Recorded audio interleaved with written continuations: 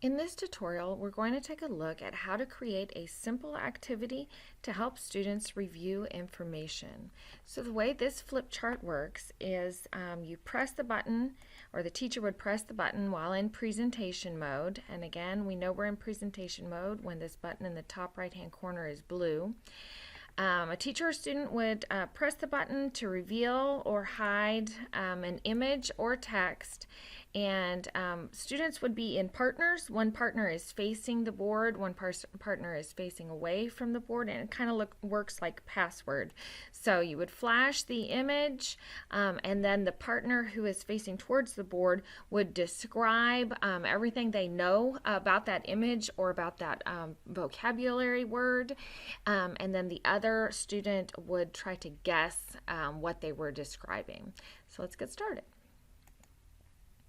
I've got my header already created here, and we're going to just make a quick review of some items that you might study with cellular reproduction.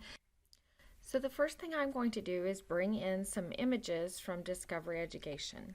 If I open up my web browser, I've already got a search here, and you can see I searched for cellular reproduction, and over on media type I just have images checked. So this looks like a great image to bring in. If I click on it, yeah, that's the one I want. So I'm going to hit small, and when I hit small, I can just do a right click and copy image and go back into ActivInspire, right click, and paste the image onto the page.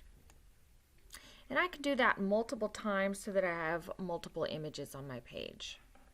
Once I have the images on my page that I would like to use, I might also add some text if I would like to use some vocabulary words.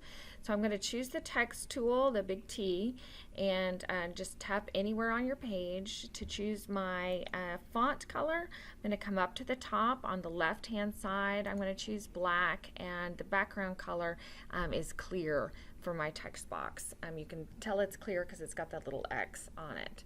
And I can type in whatever I like. And if I select all of that, I can resize it so that it fits nicely onto my page. And I can tap anywhere again to add an additional piece of vocabulary.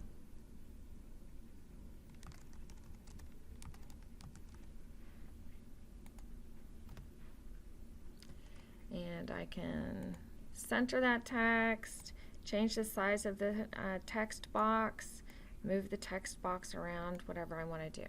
So now I have the items that I want to hide or reveal, so I need to create the buttons that are going to hide and reveal them. So let's go ahead and make some circles here. So I've got my shape tool, and I've got my circle. Not going to worry about what color my circle comes in as, because I'll just use my fill bucket to change the color. So there I've got my shape. I'm going to go back to my select tool there, the arrow tool. And I can use my fill bucket to change my circle, the inside and outside of my circle, to whatever color I want. Then if I got my select tool again and select my circle, I can duplicate the circle so I have the exact same size everywhere. And I'm duplicating it using the marquee handles toolbar.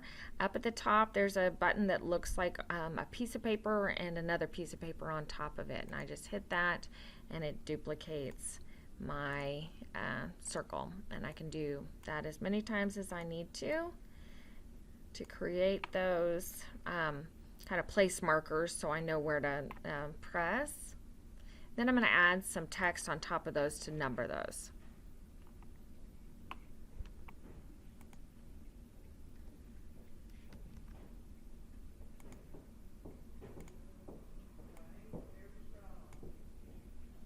Once I have all of my place markers in place, I'm ready to create the button that is going to hide or reveal the image.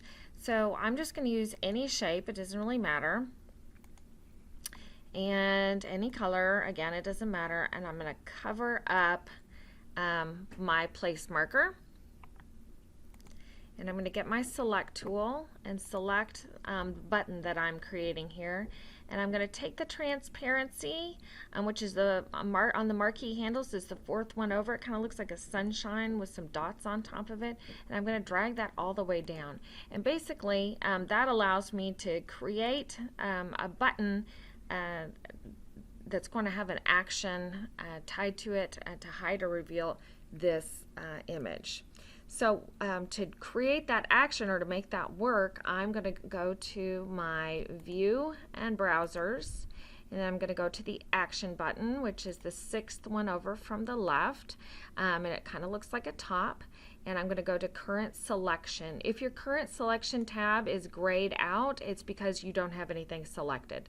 So as long as I select the item that I want to turn into a button, that Current Selections tab is active.